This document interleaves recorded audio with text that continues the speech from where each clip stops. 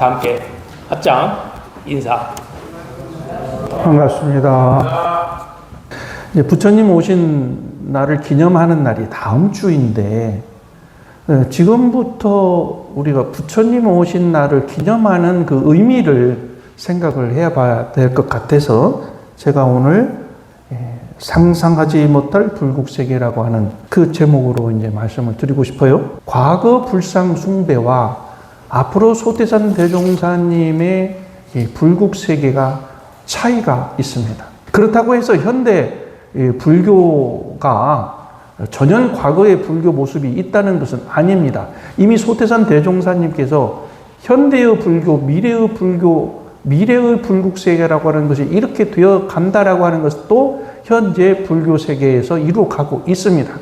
그러나 110년 전에 소태산 대종사님께서는 이미 새로운 불교가 이렇게 전개되어야 한다고 하는 것을 예언을 하셨고, 우리는 110년 전부터 이렇게 원불교 새로운 불교 세계가 전개되고 있다는 것을 오늘 다시 한번 밝혀드리고 싶어요. 그래서 첫 번째는 신앙의 대상이다.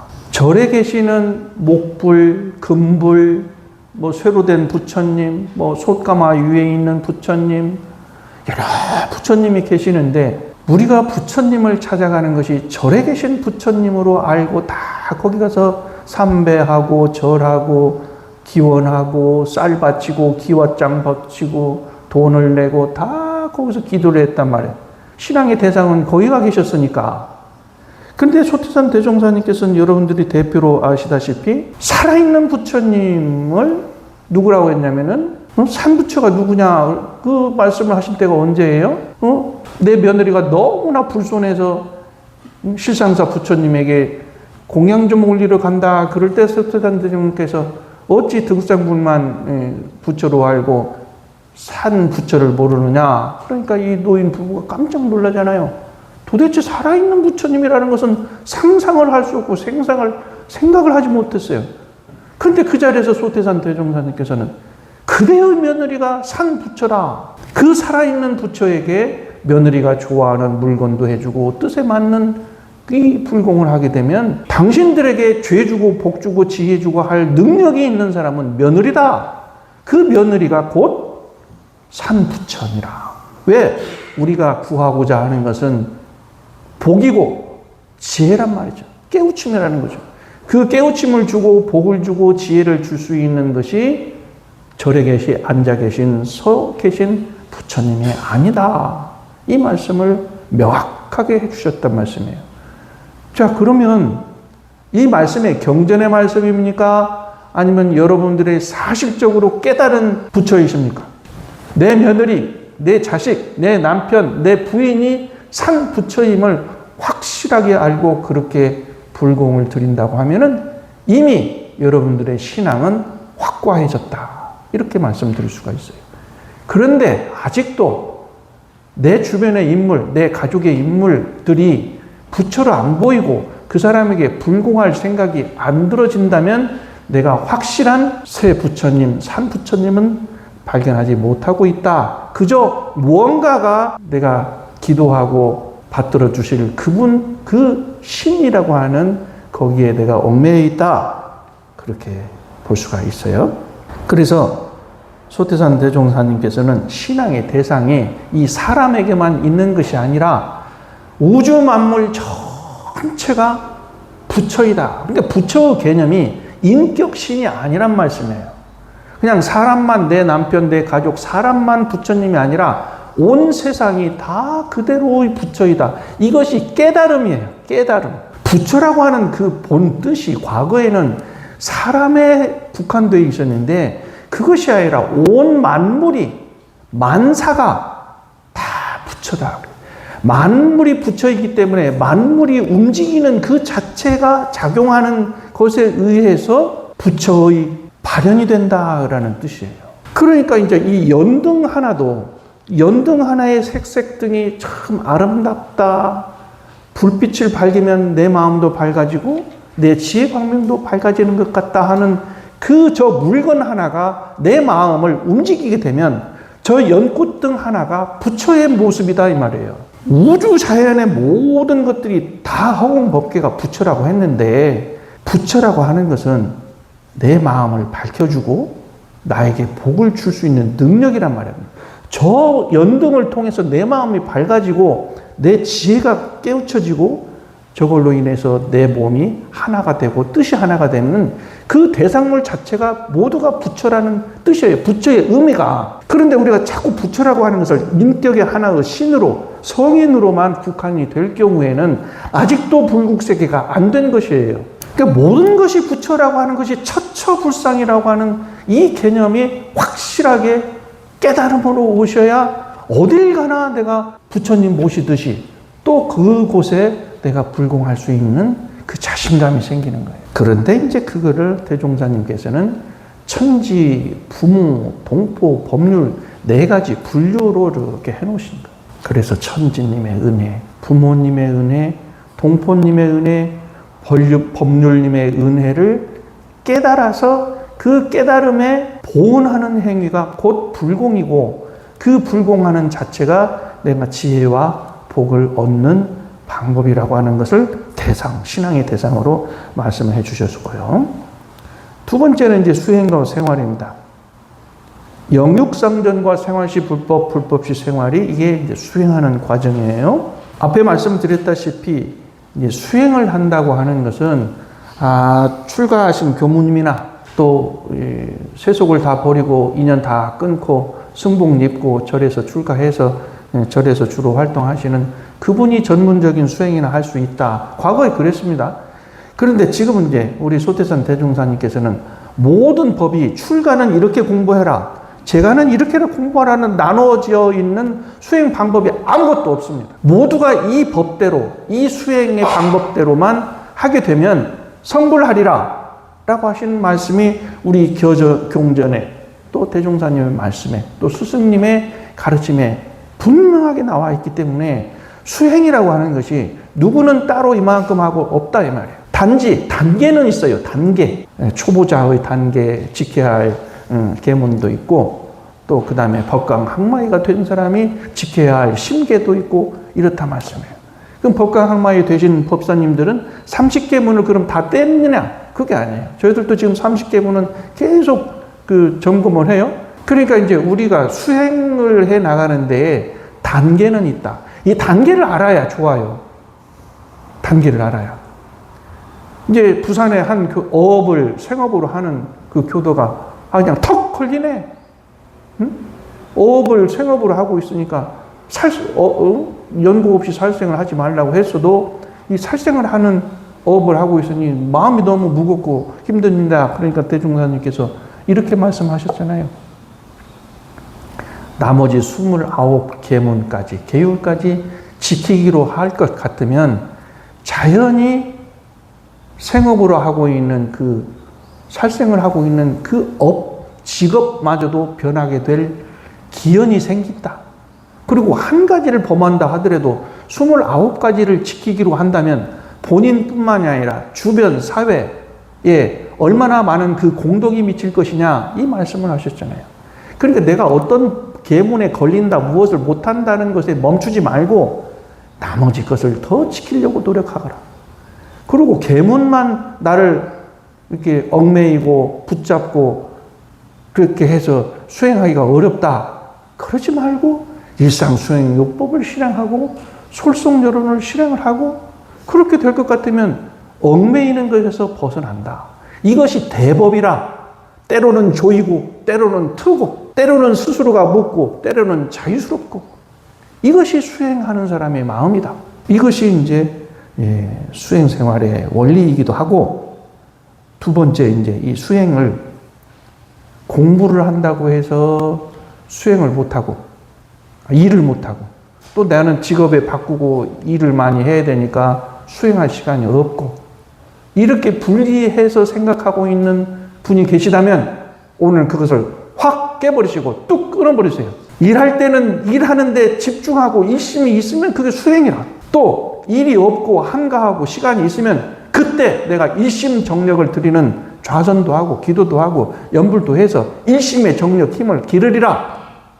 시간이 있다. 그러면 경전하는 한 페이지라도 읽으리라. 경전의 말씀에서 지혜를 밝히리라.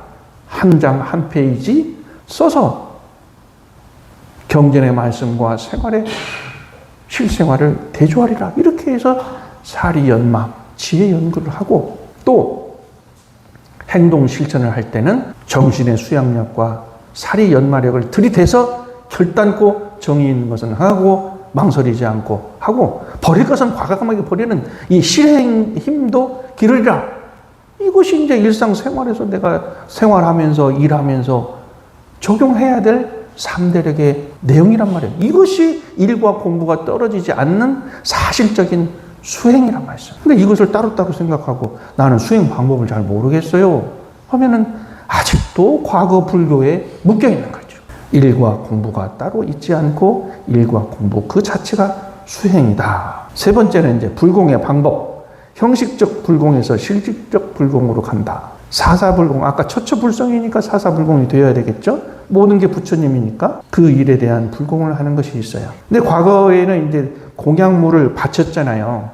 기도하고 불공하는데 쌀도 놔야 되고 기와장도 불사도 해야 되고 돈도 내야 되고 이런 것이 이제 불공물이었어요. 공약물이죠. 여기에서 공약물이다 라고 하는 건 공양의 뜻이 뭡니까? 공양이란 내가 가지고 있는 것을 나눔이고 베품이고 보시가 공양이에요. 공양의 뜻은. 왜 그럴까요? 원리를 알으셔야 돼요. 내가 지금 수용하고 있는 것, 내가 가지고 있는 능력, 잘하는 것, 모든 것들이 어디서부터 왔습니까? 내가 노력해서 왔지만 사흘의 은혜로부터 내가 받은 것이란 말씀이에요. 천지, 부모, 동포, 법률의 그 은혜로 내가 내 능력이 생겼고 내 재산이 생겼고 내 잘난 인물도 생겼고 내 뻔뜻한 입도 생겼고 내 학력도 생겼고 뭐든지 내가 지금 갖추고 있잖아요. 그것이 어디서 왔어요? 사함께서 베풀어 주신 거기에서 내가 지금 형성되고 있기 때문에 내가 가지고 있는 것을 나누고 베풀고 보시하는 것이 공양이라. 내가 가지고 있는 이것은 화합물이기 때문에 함께 인연 화합물이기 때문에 내가 가지고 있는 것을 좀 더 덜어서 내놓고 덜어서 나누고 덜어서 베푸는 것이 그것을 공양이라 한다. 오늘 이 지선님께서 텃밭에 가서 또 저기 어디죠? 그 시어머님 그 땅에 가서 고사리를 뜯어갖고 와서 나눈다. 이것이 이제 공양이잖아요. 그것이 뭐예요? 나눔이죠? 보시잖아요? 그 원리가 어디서 왔어요? 잘못 우리가 이제 무상보시라는 것이 여기서 이제 중요한 거예요. 내 것이니까 주는 것하고 이것이 사은의 공물이요. 모든 이 세상이 다 사은의 은혜로 다 이루어진 것이기 때문에 서로 나누어서 한 품, 한 가족 모두가 서로가 공유하는 이 이치 속에서 살고 있기 때문에 내가 보시를 해도 무념보시, 내가 공양을 해도 무상행보시, 뭘 돈을 내놔도 무념으로 내놓는 것이 깨달음에서 나오는 보시라. 내가 1000,000원 보시했으니까 1000,000원의 어떤 응답을 받으려고 한다는 것은 그건 깨우침의 보시가 아니라 그것을 공덕이 하나도 없다라고 합니다. 그 깨우침은 모든 것이 다 함께 이루어졌기 때문에 서로 나누고 함께 하자는 데서 오는 것이 깨우침의 무상보시, 무념보시, 무상행이라. 이것이 참다운 보시, 불공, 거기서 나오는 것이 공양이라는 뜻이에요. 제가 이제 딱 5줄 해서 20개씩, 뭐 더 할 수도 있고 덜 할 수도 있지만, 100, 숫자 참 좋다. 100 등에 100 가족이 한 등씩 켜면 좋겠다. 그럼 켜면 좋겠다? 그럼 교당에서 뭐 해줘야 될 거 아니에요? 해드려야 될 거 아니에요? 그러면 그분들에게 100일 기도를 올려드리는 게 좋겠다. 그래서 100등 100가족 100일 기도 해야겠다. 이렇게 생각이 좀 들었어요. 그러면서 그 기간 동안에 이제 불공도 하고, 여러분들에게 불공도 하고, 사회 불공도 하고, 내 자신 불공도 되고, 그래서 이렇게 불공을 해보겠다는 말씀을 오늘 말씀을 드립니다. 대종경 이 서품 15장의 중요한 말씀의 표현이 상상하지 못할 불국세계가 건설되리라라고 하는 말씀하셨어요. 상상하지 못할 불국세계라고 하는 것, 지금 여러분들이 상상을 한번 해보시겠어요? 어떤 상상의 세계가 돼요? 모두가 부처님으로 받드는 그 세상 사람들, 이것이 바로 미륵세계예요. 미륵불세계예요. 모두가 부처님인 줄 아는 그 세상이 미륵불 시대예요. 새 시대, 새 불국세계가 열리는 시대가 미륵불 시대에 새로운 미륵 부처님이 오신다고 했단 말이에요. 근데 언제 오시느냐? 모두가 부처님인 줄 아는 그 깨우침이 있는 그 시대가 미륵불 시대예요. 그래서 제자가 물었어요. 그 미륵불 시대가 언제 옵니까? 그러니까는 한 사람이 깨우치는 그 시대가 바로 미륵불 시대가 온 것이다. 그럼 미륵불 시대가 지금 이루어졌습니까? 안 이루어졌습니까? 이루어졌죠. 여러분들이 깨쳤으면 그것이 이루어진 거라니까. 나 말고 다른 사람들이 깨쳐야만 미륵불 시대가 오는 것이 아니라 내가 그 처처불상인 세계를 알았으면 그것이 미륵불 시대란 말씀이에요. 얼마나 중요한 얘기예요. 그리고 저분이 부처님이고 세상 만물이 다 부처임을 아는 세계가 새 불교, 새 불법이 이 세상에 편만하게 되는 새로운 불국세계가 이루어진다. 그러니 저는 미륵불 세계가 지금 이루어지고 있어요. 근데 미륵불 시대의 특징이 있습니다. 첫째는 깨끗한 세계예요. 더러운 세계는 미륵불 시대라고 하지 않습니다. 왜 깨끗한 세계가 미륵불 시대냐면 청정한 것이 법신불의 특징이기 때문에 그래요. 법신불의 세계는 청정합니다. 청정한 것이 진리 음계에서만 청정한 게 아니라 주변 환경이 청정한 거예요. 여러분들 집안이 깨끗하고 도량이 깨끗하고 거리가 깨끗한 이것이 미륵불 세상의 특징입니다. 그래서 청정한 세계, 정리정돈 잘 되는 것이 미륵불 세계로 가는 길이에요. 두 번째는 남의 물건을 탐하지 않는 물질적으로 풍족한 세계가 미륵불 시대입니다. 그럼 그건 좀 어폐가 있죠. 다 가지고 있는 게 다 틀린데. 근데 안분하는 것.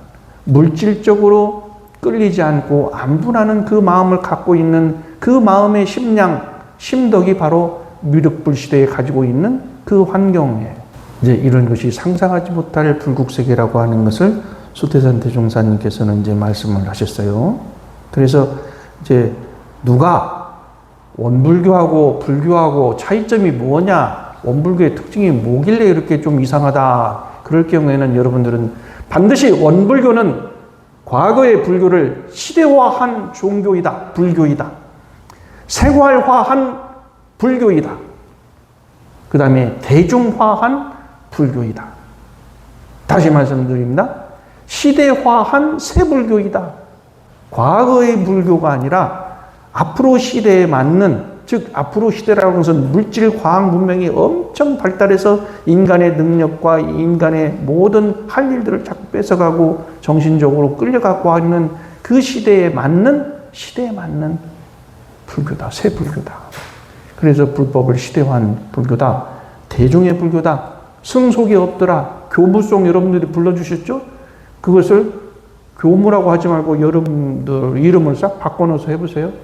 나도 그렇게 되는 거 아니에요? 어디 교무만 그래요? 그렇지 않죠. 그건 아니에요.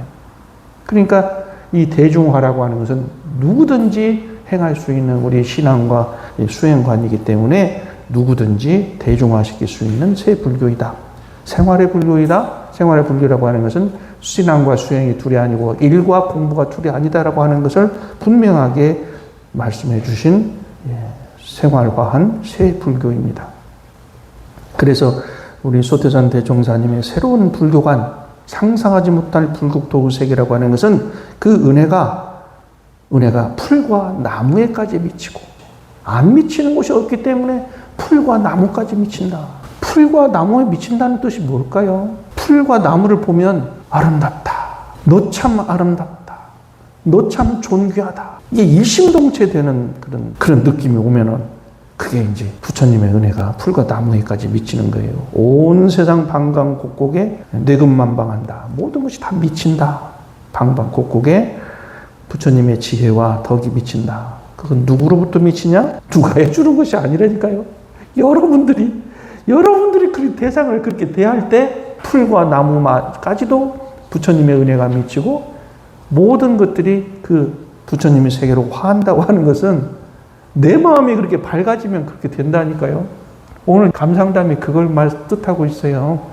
내 마음이 밝아지니까 내 옆에 남편이 이제 그동안에는 뭘 못하네, 뭐가 마음에 안 들었는데 이제 그걸 다 이해하고 용서하고 있는 그대로 보신다는 거 아니겠어요? 내 마음이 밝아지니까 덕도 생겨요. 지혜가 밝아지면 덕이 생겨요. 이것이 이제 부처의 세상을 발견하는 거예요. 이것이 바로 이상적인, 혁신적인, 사실적인 불국토 세계다. 그 세계로 갑시다. 감사합니다. 감사합니다.